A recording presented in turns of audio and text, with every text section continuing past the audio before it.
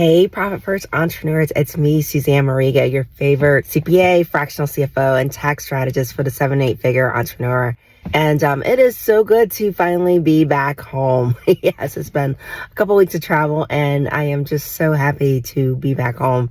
Any of you guys that have done that, I'm sure you know that appreciation, that what it feels like to be home.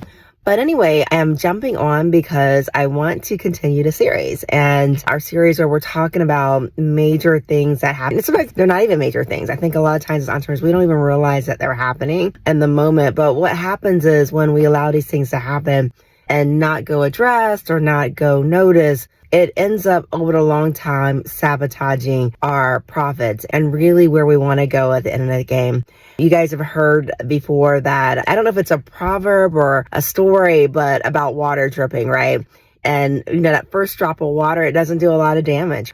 But it's over the years, over the days, over the hours, over the years where you start to see that erosion of the rock, of the foundation because it is water dripping. And that's the same way it works with money too, is, when we allow things to happen, things to go unfestered, right? Things to go unnoticed.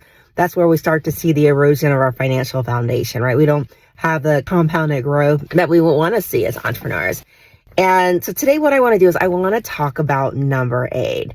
And number 8, I think particularly in the service-based business is where it happens. It could happen in some of the product-based industries, but I see it a lot in the service-based industries. And what it comes from is, we build these great cultures, which is important, right? Because we want our clients to be happy. We want to be known as an amazing service provider. And we want a happy customer at the end of the day. And that should be the goal of every small business. But what happens over time is sometimes someone will go, hey, by the way, since you're doing this for me, can you go ahead and do this also? Can you slip this in? Can you do this extra little thing for me? If you're in construction, what might happen is they're like, hey, can you go ahead and change the color of this a little bit? Can you go ahead and do some small minor installations for me, right? We call that scope creep, right? We call that scope creep. And these are things that are really outside of our normal contract, right? Things that we don't ordinarily do. When somebody asks, they don't seem like big things. And so we're like, okay, we can do this for you. And so we don't process a new engagement letter for it. We don't do it in construction, a change order, right? Because it's so small, right? It's so minor. It's just a little thing. And it can happen to us as a business owner. It can happen with one of our team members. Like they're like, okay, this is just a small thing, right? And what happens is, small things, what do they say?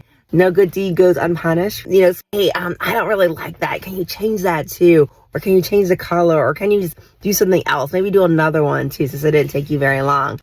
And what happens is these things cost, right? They cost the person to do the installation. They cost the person to make the adjustment. Maybe we have to rewrite the plans, right? And it takes more time. It may take more materials. And what happens, it creates into profitability. And so what I want you guys to do is just look out for those things that are happening, and not just look out, but train your staff. Hey, this is particularly what's in the contract. This is what's covered in the contract.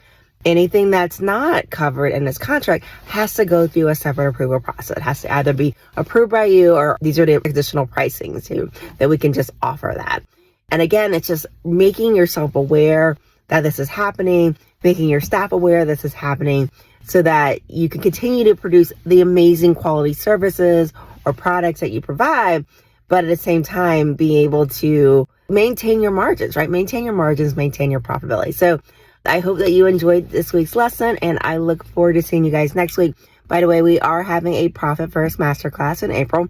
Go ahead and click that link. I think usually it's above, right? Unless you're on Instagram, it's below. But go ahead and click on that link above and definitely sign up for our Profit First Masterclass. We would love to have you, where I'm going to be teaching you the ins and outs of Profit First to really get that solid in your business. So I look forward to seeing you guys next week. And until next time, may the profits be with you.